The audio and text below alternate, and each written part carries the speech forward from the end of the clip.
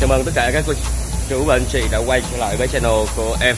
Vâng, trước sự màn hình của mình thì hôm nay bên em đang dọn một chiếc Chevrolet Spark sản xuất đời 2.8 này cho một khách hàng ở Tây Ninh nha quý anh chị.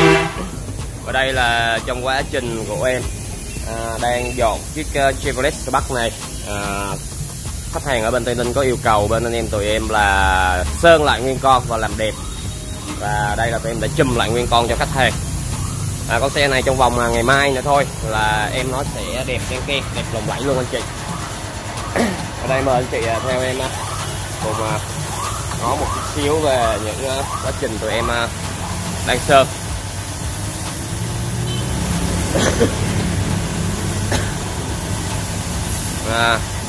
Hai anh trai này là chưa có vợ nha quý anh chị. Anh chị nào nhìn có em nào mà làm mai luôn là gắn kết luôn nha.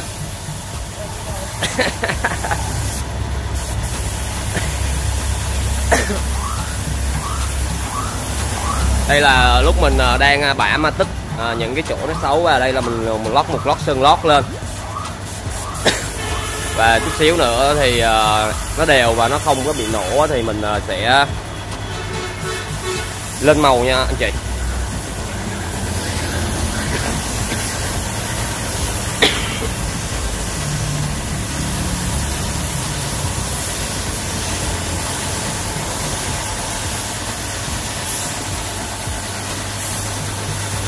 Đó, với một chiếc Chevrolet Spark thì khi khách hàng mà có yêu cầu thì bên tụi em sẽ sẵn sàng hỗ trợ giúp sơn cho khách hàng ha. Và bên tụi em làm sơn thì lúc nào cũng làm những dòng sơn gọi là dòng sơn giá tốt, chứ không có làm những cái sơn mà thường, tại vì cái sơn thường sơn lên cái xe thì nó hào nhoáng lắm anh chị. Nó hào nhoáng thôi mà nhưng nó sẽ bị nó sẽ bị xuống màu rất là nhanh.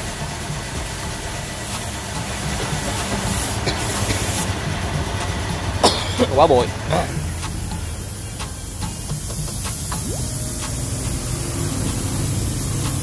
Con xe này thì chắc mai là tụi em sẽ xong ha anh chị ha. Và đây là những công nghệ bên tụi em dàn tụi em pha sơn. Tụi em có đồ nghề tụi em pha đàng hoàng anh chị ha, không có pha bằng tay hay là dàn pha bằng máy. Đó, anh chị thích màu sơn nào tụi em có sơn tụi em pha hết nha anh chị nha. Cái này mai gọi ấy là thay cái này đi cu rồi, để nó xì như vậy, nó đâu có đủ hơi đâu, bình rồi. Này mai xong không? Mốt có xong hả?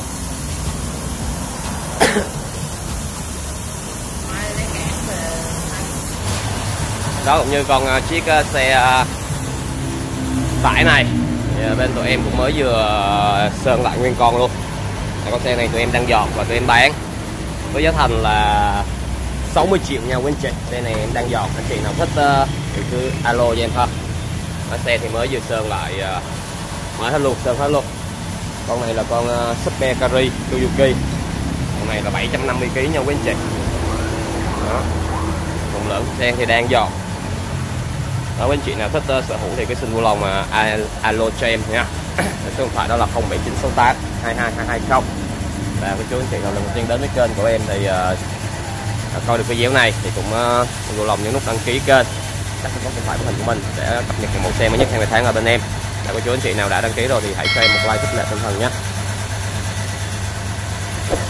Nên chị thấy nó xấu vậy chứ ngày mai thôi là em nó đẹp lắm. Và em làm xong em sẽ bàn giao về thành phố Tây Ninh cho khách hàng.